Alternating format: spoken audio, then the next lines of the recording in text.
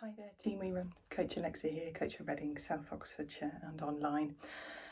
Another video in my series about feet. Feet are amazing things.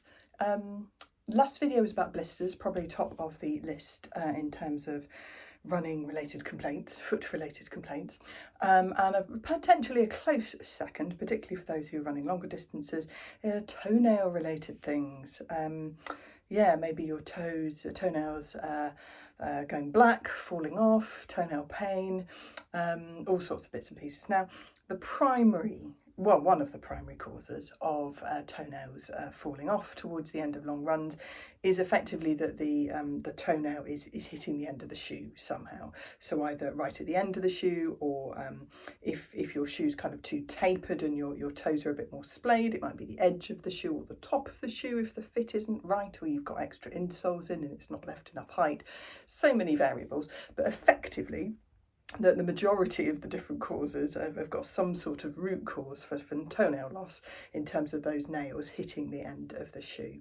So sometimes that is shoe related, sometimes that is toenails are too long. So we want to ideally cut them back. You can tell I'm a sports massage therapist because I don't have any fingernails, but cut them back to the fact that you can't really see much of the white bit. So you don't want kind of long toenails that are sticking past the end of the sort of skin of your toe effectively. So that will really help, as well as having well-fitted shoes that have plenty of room, so our feet, our arches flatten, so our feet effectively get a little bit longer every time we land. So you want, like you used to do with shoe fitting for when you were a kid, have a good amount of width between the end of your toes and the ends of your shoes. And the overall fit of that toe box area of the shoe is really important as well. When it comes to cutting your toenails, keep them on the shorter side. Don't cut them too rounded, because that can have a bit of a link to ingrowing toenails, where they start to grow kind of into and underneath the skin at the end of the toes. So having a slightly squared off edge, so you've not got bits that are sort of tucked too much under the skin either side of the toenail, can be really helpful. Keeping them filed, so my little toes are quite kind of almost curled inwards, thanks to the 90s trend of very pointy women's shoes. I have to be very careful about filing down the edges of the inside edge of my little toenail to make sure it doesn't sort of start digging its own hole in its next door neighbour toe.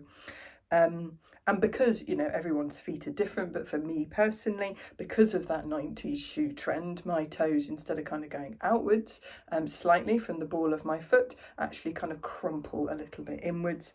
So in terms of reducing in between or intertoe related blisters and chafing between the nails, I often wear toe socks. I haven't got a finger in this one because I've run out. Let's put a finger in that so it doesn't look quite so jaunty. Yeah, I run in toe socks. So this means that you don't get, there's a little bit of kind of cushioning, I guess, not cushioning, but a little bit of something keeping the toes from rubbing against each other and causing blisters in between the toes, and also reduces the likelihood of my toenails digging into their next door neighbour and causing issues. So that's something to maybe consider, particularly if you get black toenails after long runs or races. Just think about the size of your shoe, bearing in mind that your feet, as I mentioned in last video, will expand the longer you run, particularly on hotter days. They lengthen when we land.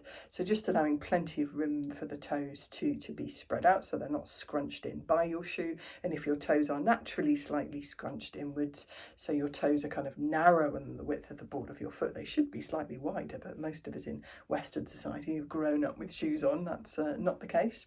Either being very careful with your toenail care, or perhaps as well looking at trying some toe socks out. I'd try them walking before you launch into running in them, just to get them tested out, but worth a try. Happy running.